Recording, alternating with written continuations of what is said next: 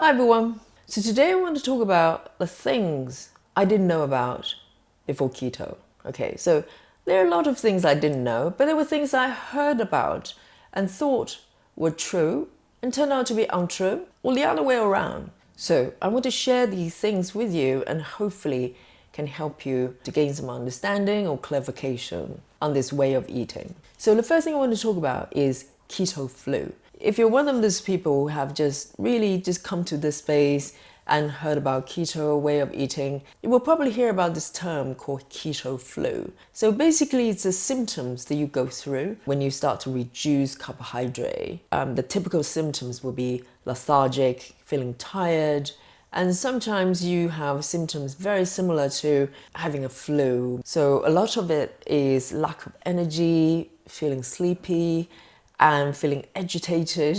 I don't know whether you get that with flu symptoms, but maybe some sort of, feeling irritable and maybe eyes watering. I think probably to do with being tired, feeling tired. So these are basically the symptoms that you go through when you try to induce ketosis state for your body by reducing carbohydrate, sugar, etc., and allow the body to go into ketosis. These symptoms do exist, and I think I'm trying to recall maybe the first time that I went through the process, strangely not when I first started this 7-year journey, but prior to that, I remember a few years before that, I had attempted Atkins. If you heard of Atkins, similar principle, but not quite the same. So I'm not going to go into the comparison necessarily. Essentially, it's about reducing carbohydrate as well. I remember I was suffering pretty bad. I was feeling tired and everything. So it's true that you could suffer from these symptoms as you go through. And there are very good reasons why your body is going through these symptoms, if you can call them that. It's because your body is in a state of confusion. It doesn't quite know what you're trying to do yet. So imagine if you're eating a lot of carbohydrate for most of your lives, and suddenly you take that away. So your body is mostly relying on glucose as fuel. And imagine suddenly that fuel source is gone. Your body doesn't know what to do. So what it does is trying to slow down everything, trying to conserve energy until it figures out the situation. So there's a transitional period when you're going to ketosis. So what time does for this process is that once your body realizes there's no meaningful amount of glucose coming in, carbohydrate coming in, or sugar. So your body will try to find an alternative source of energy, which is ketone, and essentially fat, your body fat, or dietary fat. But it takes time. So depends on the individual and depends on your lifestyle or your diet before that. That process can go on for maybe a few days or even a few weeks. Really depends on the individual. So this is a crucial period. A lot of people give up at this point because they don't feel great. And indeed, feeling like you have flu symptoms is not a great feeling. But once you're able to pass that phase, then things gets better. So keto flu is real and is happening for good reasons. Once you know what is happening with your body, so you're less worried, thinking there's something terribly wrong that's happening. It's just your body going through that transitional period before it figures out what to do next. So this is one of the questions I get quite a lot as well. I get viewers asking, does your fitness level drop as well? And I'll say yes. For the same reason as the keto flu that you're going through, particularly when you enter this way of eating for the first time or maybe quite a while since your last attempt, your body will have to figure out what to use for your body as a fuel. If there's no sugar, glucose coming in, you will have to eventually tap into your body fat or dietary fat that you take in as fuel. So it will take time. In terms of fitness level, again, it really depends on individuals. It might take a little bit longer. Generally, I think from my experience, my fitness level, I didn't go through keto flu as such when I started this journey back in 2018. I didn't suffer too badly for those flu symptoms, but I didn't notice energy drop for sure, fitness level dropping. But by then I had done enough research to know that would be happening, because it makes perfect sense that it does that. Because at that point, my body wasn't fat adopted just yet. So the body is not able to use the ketone, even if it's using ketone, it's not able to use the ketone very efficiently just yet. So imagine that if your body doesn't have the sort of full power from the food you're eating, the body will have to prioritize what is important for the body. So the top priority of your body is to keep you alive. So it would dedicate all energy to support the function of living, to keep your heart pumping, your brain working to a certain extent. There might be a little bit of brain function, decrease because your energy is slightly lower. It really depends on the body. But ultimately, all of that will go away. Your body will come back to a normal state. You just need to give it time. So time is an important factor. Being patient is an important factor. And the only reason that you are able to be calm and be patient is to understand what is actually going on. So a bit of research really helps. So you're not afraid, you don't think the body is going to some sort of shutdown. Quite the opposite. Your body is trying to figure out a new way of being. So give it some time. Listen to the body. If it just doesn't feel right, then, do something about it. But otherwise, normally if you give it enough time, your fitness level will come back. And in my case, I actually feel so much more energetic than before. So my body doesn't just rely on the food that I eat to burn off as fuel. My body also taps into my body fat, which is great. So if there's no fat coming from food for a short period of time, it would just tap into your body fat and to burn the body fat as a fuel. And the next thing I want to talk about is the breath. I'm not talking about breathing. Do you get bad breath if you go on keto? And I would say yes and no. The bad breath people refer to is actually ketone breath. So it normally happens in the very early stage when you go on ketogenic diet. So it takes about 48 hours for your body to burn off any remaining glucose or carbohydrate, and your body starts to produce ketones because your body hasn't quite learned how to use the ketone efficiently just yet. So the ketone is coming through maybe your saliva. I'm not a medical doctor, so maybe they can explain better. A lot of people describe it as a metallic taste in the mouth. It's quite distinct. So it's not a typical bad breath because of the dental problems or maybe problems with your liver. It's very distinct. It tastes like metal. It's not a great taste, I have to say, but in a way that means your body is producing ketone. It's in some form of ketosis state. So you could look at that as a positive thing, meaning that something is happening.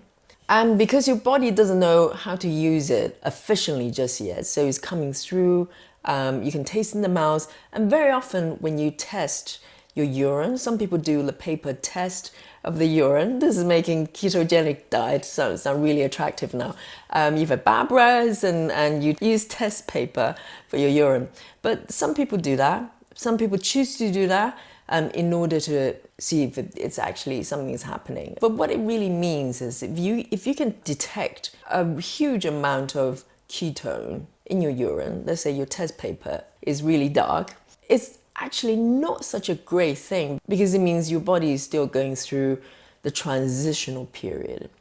What happens when you are fat adopted, meaning that your body is kind of going to a different state?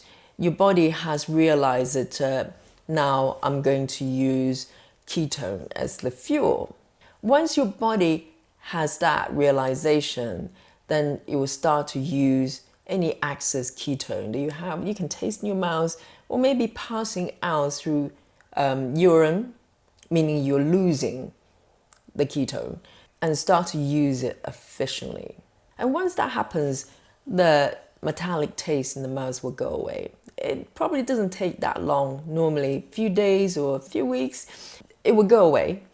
And then when you test your urine, unless you're eating carbs, that's a different thing. But if you're eating low carb, but the test paper doesn't really detect huge amount of keto, it probably means your body is using it for meaningful things. Your body is not flushing out ketone. So all these things that we talked about so far, the keto flu, the energy level, and the breath, and the ketone level of your urine, all of that is all tied into fat adoption. It simply means your body come to a stage that it knows what to do with ketone.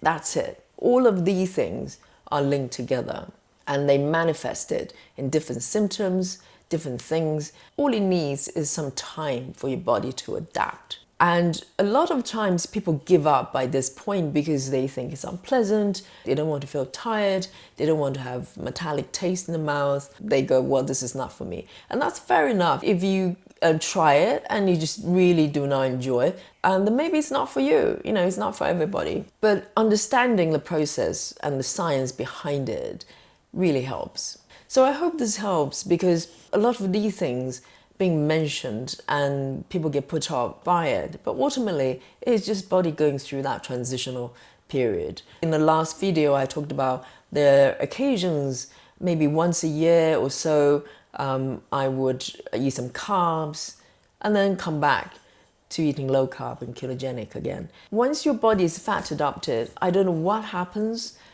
When I eat carbs for a few days and then come back, I don't go through any symptoms. It just goes back to as if nothing happened.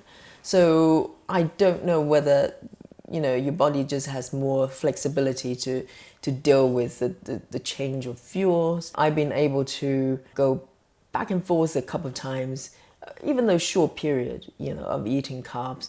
I was able to come back to eating low carbs and ketogenic without suffering from anything, to be honest. So the next thing I want to talk about is the expectations on the weight loss. I mean, generally, I'm not one of those people who talk about measurements and weight and numbers. I do think weight is an indicator, because a lot of people choose to go on keto and low carb is to reduce body weight. So there's nothing controversial about that. So it's about the expectations of weight loss when you go into eating low carb and ketogenic. Initially, most people will experience a lot of weight loss, and then it will slow down. I'm talking the initial maybe couple months, you know, you might see the scale drop the numbers tremendously, and then it will gradually slow down or even stop for a while.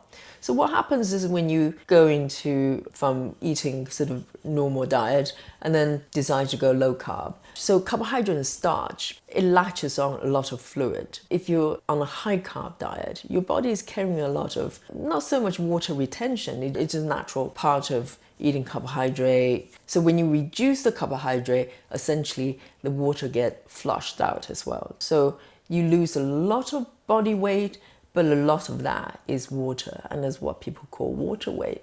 Depends on your body weight. That could be quite drastic in the beginning, but it will slow down, and it makes sense because once your body flushed out that excess fluid, then it comes back to losing body fat.